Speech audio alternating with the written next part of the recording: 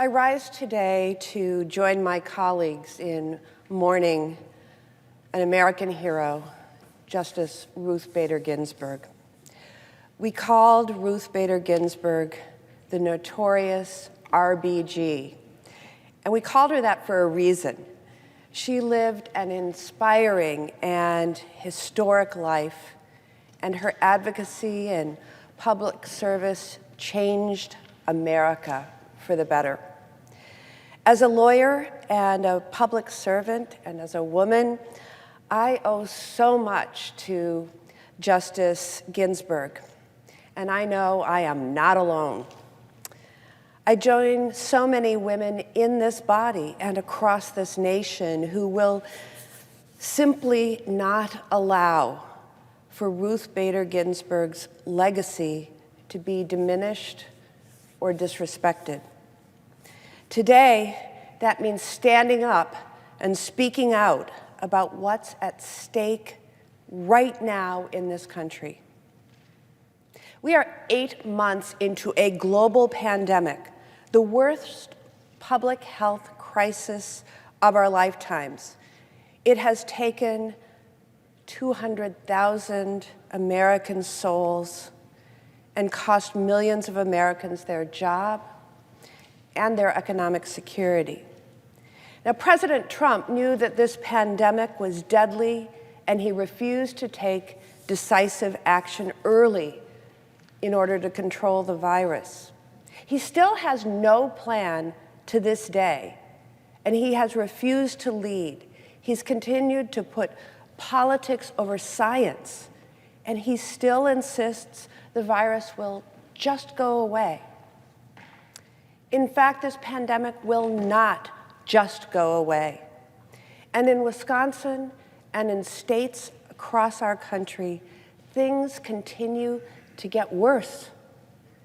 As our nation fights this unprecedented public health crisis, President Trump continues his efforts spanning the past 4 years to sabotage our healthcare system and make it harder for people to get the coverage that they want and that they desperately need. Since President took office, more and more Americans are going without health insurance with each passing year. More than 6 million American workers have lost access to their employer-sponsored health insurance since the very beginning of this pandemic. Thanks to the Affordable Care Act, they have a safety net in place that allows them to sign up for a health care plan while they're unemployed. But right now, we should be making it easier, not harder, for people to get health care. And we should be building on the progress that we made with the Affordable Care Act by providing additional support for the navigators and those who provide enrollment assistance. And we should be extending open enrollment and making sure that Americans know that they have options for comprehensive coverage. But instead, President Trump has doubled down in his support for a federal lawsuit to eliminate the Affordable Care Act completely, including the protections for millions upon millions of Americans who have pre-existing health conditions.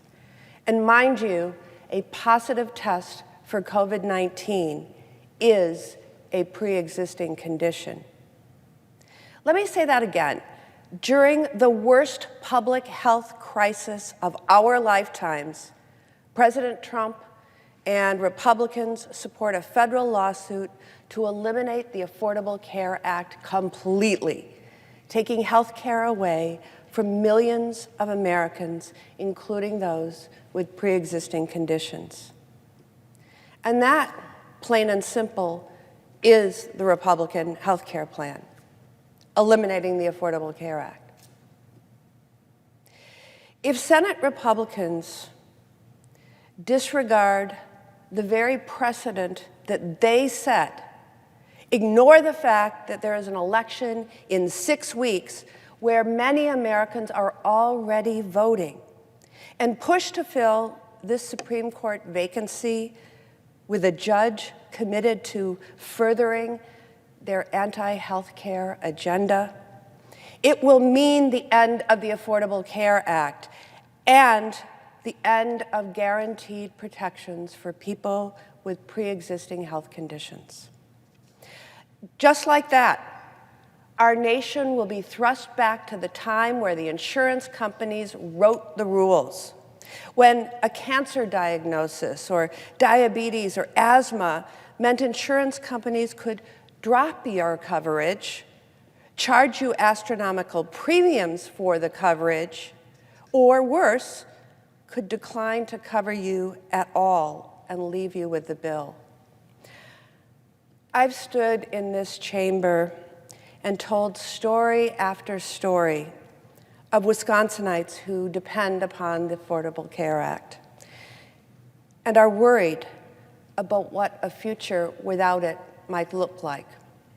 Stories of mothers who lie awake at night wondering how they will be able to afford life-saving procedure for a child. Stories of fathers who don't know if they'll be able to afford the insulin that a son may need. I have shared my own story. As a 9-year-old, I got sick, really sick. I was hospitalized, but ultimately I fully recovered. But then I was denied health insurance for much of my youth because I had been labeled as a child with a pre-existing health condition. These stories are real, and there isn't a senator in this body who hasn't heard one or dozens or hundreds of stories just like this from their own constituents. I implore my colleagues on the other side of the aisle to listen to your constituents now. Now, Justice Ginsburg was one of the deciding votes to save health care each time it had been challenged in the Supreme Court. She was one of the deciding votes on case after case, threatening a woman's right to make her own health care decisions about her own body. Justice Ginsburg was protecting our health care and women's reproductive freedom, and she bore the weight of that for the last years of her life through her own battles with cancer. She fought for as long as she could because she knew what was at stake. Justice Ginsburg has earned the right to rest now. And my deepest condolences go out to her children, her grandchildren, her family, her friends, for their loss. I urge my Republican colleagues not to diminish her tremendous contributions to our nation and not to respect her decades of service by casting aside her dying wishes and their own precedent and forcing through a nomination with only 42 days before the election. I urge my colleagues on the other side of the aisle to, instead of suing in court to overturn the Affordable Care Act, work with us on a real health care plan. Work with us to protect quality, affordable health care that Americans' families need. That's why we're here. My promise today to my constituents and my colleagues is that I will not stop fighting to save health care for millions of Americans. This is the fight that brought me to public service in the first place, and I will not stop now. I will keep working to protect access to quality, affordable health care for all, and I will keep fighting on behalf of the many, many Wisconsinites who depend on it.